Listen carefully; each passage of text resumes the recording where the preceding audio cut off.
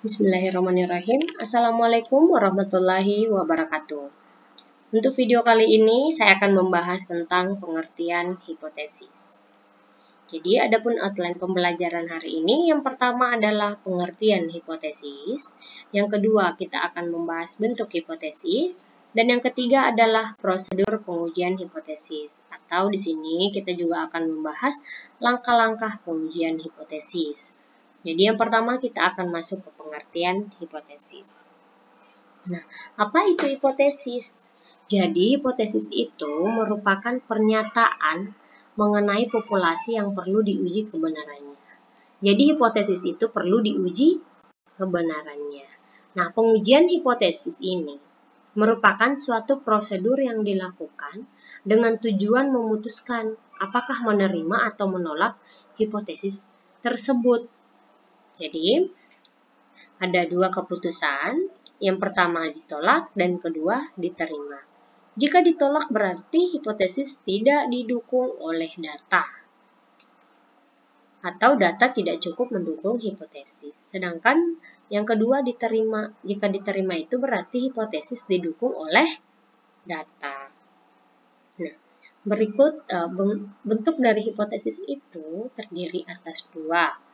Yang pertama, hipotesis nol yang biasa disimbolkan H0. Ini adalah dugaan awal. Yang kedua adalah hipotesis alternatif.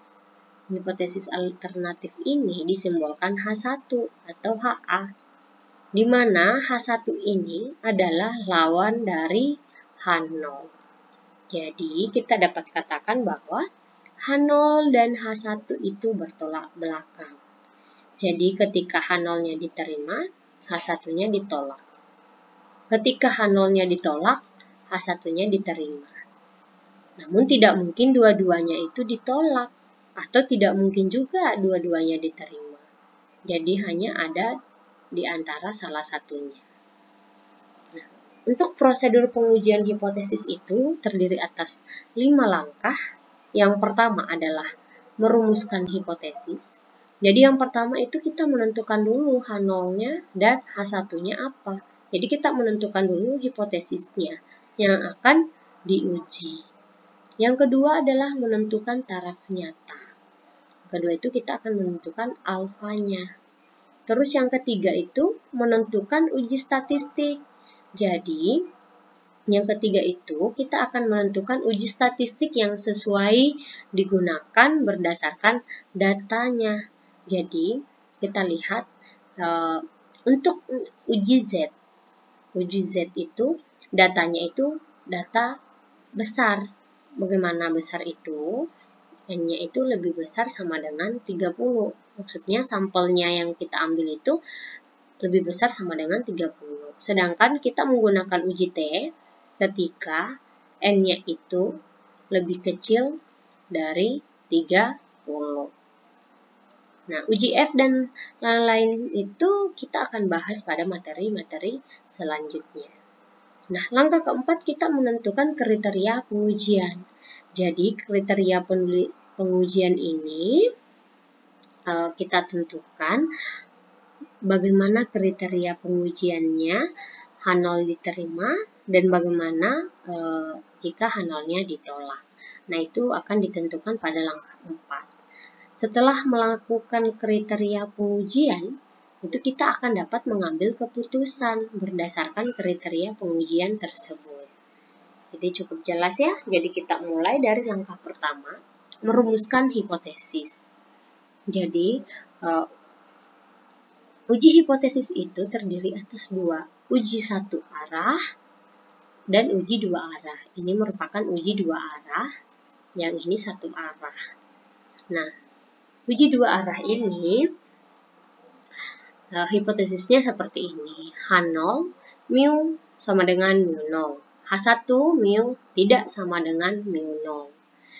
Jadi untuk daerah penolakannya itu kenapa dikatakan dua arah? Karena di sini daerah penolakannya di sisi kiri dan di sisi kanan. Nah, untuk satu arah di sini terdiri atas dua, sisi kiri dan sisi kanan. sisi kirinya hipotesisnya seperti ini. H0, mu lebih besar sama dengan mu 0. H1-nya kebalikan dari H0, yaitu mu lebih kecil mu 0. Nah, untuk gambarnya dapat dilihat seperti ini. Daerah penolakannya itu di sisi kiri. Untuk sisi kanan, hipotesisnya H0, mu lebih kecil sama dengan mu 0, H1-nya mu lebih besar mu 0. Nah, di sini daerah penolakannya itu ada di sisi kanan. Nah, untuk melihat perbedaan antara H0 dan H1 itu, cirinya adalah H0 mengandung sama dengan. Jadi, hipotesis H0 dalam penentuan hipotesis H0 itu, kita perhatikan H0-nya mengandung sama dengan. Yang ini kan sama dengan, ini lebih besar sama dengan, ini lebih kecil sama dengan. Sedangkan H1-nya tidak ada yang mengandung sama dengan.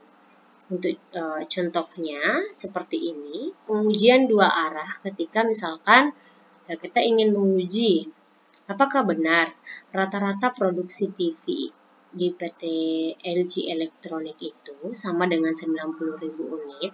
Jadi kita uji dengan menggunakan hipotesis H0 mu sama dengan 90.000, H1 mu tidak sama dengan 90.000. Nah, di sini ketika H0-nya diterima, jadi dapat dikatakan bahwa rata-rata produksi TV itu sama dengan 90.000 unit. Nah, yang kedua, pengujian satu arah sisi kiri. Nah, di sini kita ingin mengetahui apakah benar rata-rata penghasilan pegawai Indomaret itu per bulannya kurang dari 5 juta. Jadi H0-nya itu mu lebih besar sama dengan 5 juta karena H0 itu harus mengandung nilai sama dengan. H1-nya mu lebih kecil 5 juta. Nah, ketika H1-nya diterima, H0-nya ditolak. Jadi, ketika H1-nya diterima itu kita dapat simpulkan bahwa rata-rata penghasilan pegawai Indomaret per bulan kurang dari 5 juta. Nah, untuk yang ketiga, pengujian satu arah sisi kanan. Nah, ketika ingin mengetahui apakah benar rata-rata penghasilan guru per bulan itu lebih dari 6 juta, kita buat hipotesisnya H0 mu lebih kecil sama dengan 6 juta, H1-nya mu lebih besar 6 juta. Jadi ketika H1-nya diterima, H0-nya ditolak, ya berarti dapat dikatakan bahwa rata-rata penghasilan guru per bulan memang benar lebih dari 6 juta. Seperti itu. Terus yang kedua kita menentukan taraf nyata atau yang biasa disebut alfa. Alfa itu merupakan besarnya toleransi dalam menerima kesalahan hasil hipotesis terhadap nilai parameter populasinya. Jadi alfa itu merupakan nilai toleransi terhadap error. Jadi semakin kecil toleransinya itu akan semakin bagus karena hanya menoleransi sedikit saja. Seperti itu. Yang ini namun umumnya digunakan itu 1%, 5%, dan 10%. Dimana jika taraf nyatanya 1% itu nilai alfanya 0,01. Kenapa 0,01? Ya karena 1% dijadikan pecahan, jadinya 1 bagi 100 itu dapat 0,01. Alfanya 0,05 ketika taraf nyatanya 5%. 0,10 jika alfa tarif nyatanya 10%. Jelaskan ya di sini. Nah, besarnya kesalahan ini disebut sebagai daerah kritis. Jadi daerah kritis pengujian atau daerah penolakan. Nah, langkah ketiga kita menentukan uji statistik. Nah, untuk menentukan uji statistik, kita lihat apakah N-nya besar atau N-nya kecil. Nah, jika N-nya besar, maksudnya sampelnya besar, lebih besar sama dengan 30, itu kita akan menggunakan uji Z. Ya, uji Z. Namun ketika sampelnya kecil kita akan menggunakan uji T. Nah, di sini ini adalah simpangan baku populasi. Jika simpangan baku populasinya tidak diketahui, ya kita menggunakan simpangan baku contoh. Udah jelas ya? Nah, langkah keempat kita menentukan kriteria pengujian. Jadi untuk uji Z, untuk satu arah sisi kiri, tolak H0 jika Z hitung lebih kecil min Z alfa tabel. Jadi kita lihat nilai tabelnya ini pada distribusi normal. Nah, di sini berbeda ya dengan uji dua arah. Uji dua arah ini tolak H0 jika Z hitung lebih besar Z alfa per 2. Kenapa alfanya dibagi 2? Karena ini uji dua arah. Yang ini uji satu arah ya. Nah, begitupun dengan uji T. Namun uji T ini, misalkan yang uji sisi kiri, tolak H0 jika T hitung lebih kecil min T alfa dengan derajat bebas N kurang 1. Nah, sebelumnya itu sudah dipelajari ya di pendugaan parameter untuk penentuan nilai T tabel. Untuk lihat T tabelnya. Nah, ketika kita sudah menentukan kriteria pengujian ini, kita dapat mengambil suatu keputusan. Jadi pembuatan kesimpulan ini merupakan penetapan keputusan dalam hal penerimaan atau penolakan hipotesis nol yang sesuai dengan kriteria pengujiannya. Nah, jadi berdasarkan kriteria pengujiannya, kita dapat simpulkan apakah kita menerima H0 atau menolak H0. Jadi ketika menolak H0 itu sama dengan menerima H1. Nah, untuk lebih jelasnya, berikut saya berikan contoh. Batasan yang ditentukan oleh pemerintah terhadap emisi gas karbon monoksida kendaraan bermotor adalah 50 ppm. Jadi batasannya itu sampai dengan 50. Lebih dari 50 itu berarti sudah tidak diizinkan oleh pemerintah. Nah, sebuah perusahaan baru yang sedang mengajukan izin pemasaran mobil diperiksa oleh petugas pemerintah untuk menentukan apakah perusahaan tersebut layak diberikan izin atau tidak. Nah, sebanyak 20 mobil diambil secara acak dan diuji emisi karbon monoksidanya. Nah, dari data yang didapatkan, rata-ratanya adalah 55. Jadi ini merupakan rata-rata contoh X bar.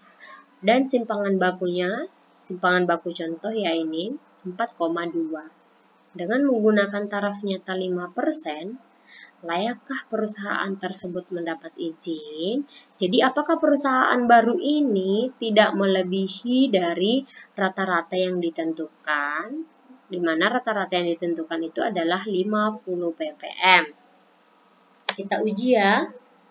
Di mana ya tadi diketahui N-nya 20, X bar-nya itu rata-rata contoh 55, mu 0 itu adalah rata-rata populasi 50, dan simpangan baku contoh adalah 4,2. Nah, kita uji hipotesisnya untuk menentukan hipotesis yang diuji, maka kita lihat apa yang akan diuji. Nah, di sini H0-nya mu lebih kecil sama dengan 50. Maka H1-nya itu adalah kebalikan dari H0. Lawan dari H0 yaitu mu lebih besar 50. Nah, ini merupakan uji satu arah sisi kanan. Nah, yang kedua, taraf nyata alfa. Jadi alfanya tadi sudah ditentukan bahwa alfa yang digunakan adalah taraf nyata 5%. Jadi alfanya adalah 0,05. Nah, statistik ujian digunakan itu kita lihat jumlah N-nya. N-nya itu lebih besar 30 atau lebih kecil 30. Ternyata N-nya itu lebih kecil 30, jadi sampelnya kecil. Kita menggunakan uji T. Nah, kita lihat apakah simpangan baku populasinya diketahui atau tidak diketahui. Ternyata simpangan baku populasinya itu tidak diketahui. Yang diketahui adalah simpangan baku contoh. Jadi kita menggunakan simpangan baku contoh. Jadi di sini X bar rata-rata contoh dikurang rata-rata populasi dibagi simpangan baku contoh dibagi akar dari banyaknya sampel. Kita substitusi. Sini 55, ini ya 55. Terus dikurang 50, mu nolnya dibagi S-nya 4,2, ini dibagi akar 20. Ketika ini kita melakukan perhitungan, kita akan mendapatkan hasilnya 10,91. Jadi kriteria pengujian untuk alfa 0,05 tadi sudah dijelaskan ya. Jika satu arah itu alfanya tidak dibagi 2, jadi alfa saja. T alfa berarti 0,05 dengan derajat bebas N kurang 1. Jadi nilai kritis di tabelnya itu T 0,05 dengan derajat bebas N kurang 1, N-nya tadi kan 20, dikurang 1, 19. Nah, kita lihat di tabel T. Itu kita dapatkan 1,729.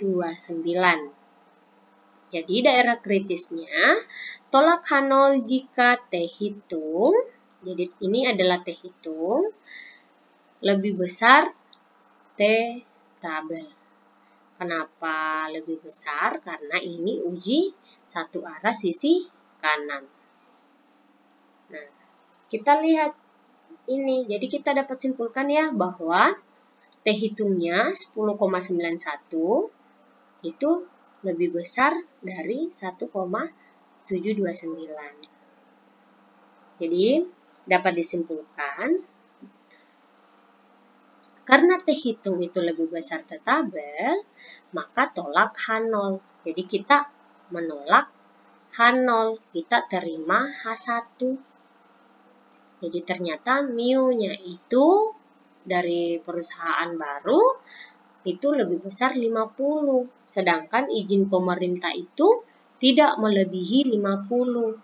Jadi kita dapat katakan bahwa karena tolak H0 artinya emisi gas karbon monoksida kendaraan bermotor yang akan dipasarkan oleh perusahaan tersebut melebihi batasan yang ditentukan oleh pemerintah, sehingga perusahaan tersebut tidak layak memperoleh izin untuk memasarkan mobilnya. Karena rata-ratanya itu lebih dari 50. Ini kan yang diterima tolak H0. Nah, ini kan H0-nya ditolak. Baik, untuk yang kedua, di sini contoh soal yang kedua, perusahaan reksadana menyatakan bahwa hasil investasi reksadana saham sepanjang 2014 rata-ratanya mencapai 10,5%.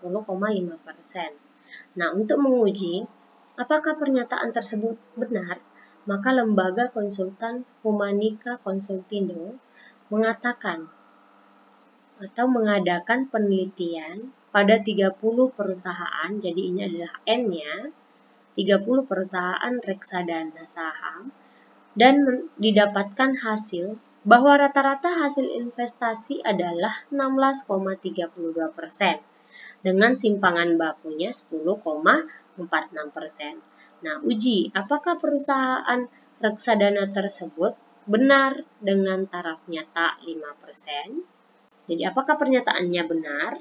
Nah, kita selesaikan. Di mana yang diketahui N-nya adalah 30. Jadi ini N-nya lebih besar sama dengan 30. Nah, X-bar-nya berapa? Rata-rata contoh itu ada 16,32. Mu nolnya berapa? Rata-rata populasi ada 10,5%. Sedangkan simpangan baku contohnya itu adalah 10,46. dengan taraf nyata 5% itu berarti alfanya 0,05. Nah, kita selesaikan ya. Jadi ketika N lebih besar sama dengan 30 itu kita akan nantinya menggunakan pengujian hipotesis, uji statistik, uji Z. Baik. Nah, yang pertama kita rumuskan dulu hipotesisnya yang akan diuji. Jadi H0-nya itu mu sama dengan 10,5% atau H1-nya itu lawan dari H0, mu tidak sama dengan 10,5%. Nah, ini dinamakan pengujian dua arah. Karena ini sama dengan dan ini tidak sama dengan. Nah, yang kedua taraf nyatanya. Taraf nyatanya kan 1%. Jadi alfanya itu 0,05.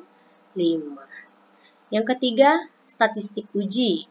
Jadi kita menggunakan statistik uji Z karena N-nya lebih besar sama dengan 30.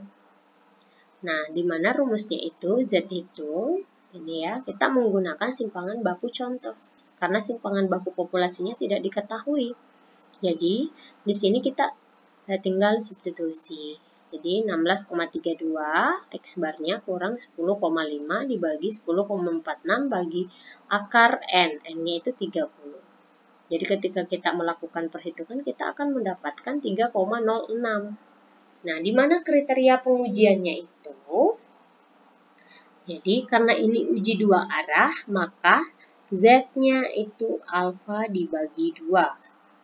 0,05 dibagi 2 berarti Z 0,025. Nah, berdasarkan tabel itu, didapatkan nilai kritisnya 1,96.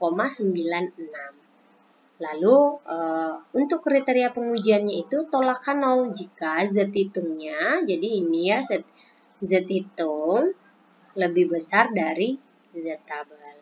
Nah, maka tolak H0. Jadi berdasarkan hasil ini kita dapat simpulkan bahwa Z hitung itu lebih besar dari Z tabel. Jadi ini ya, ini Z hitung lebih besar dari Z tabel. Jadi maka tolak H0. Artinya belum cukup bukti untuk mengatakan bahwa hasil rata-rata reksadana saham sepanjang 2014 sama dengan 10,5%. Mengapa demikian? Karena kita menolak H0. Yang kita terima itu adalah rata-ratanya tidak sama dengan 10,5%. Jadi belum cukup bukti mengatakan bahwa rata-rata reksadana saham itu sepanjang 2014 sama dengan 10,5%. Karena kita tolak H0. Nah, baik, ini merupakan penentuan tabel T yang tadi ya. Untuk derajat bebas 19 dengan alfa 0,05. Ini 1,7291. Ini pada kasus nomor 1. Yang ini kasus pada nomor 2. Oke, lihat kembali ya. Baik, cukup sampai di sini untuk pembahasan materi hari ini. Jadi kita lanjut minggu depan dengan pembahasan materi pengujian hipotesis dua rata-rata. Baik, cukup sekian. Wabillahi taufiq wal hidayah. Wassalamualaikum warahmatullahi wabarakatuh.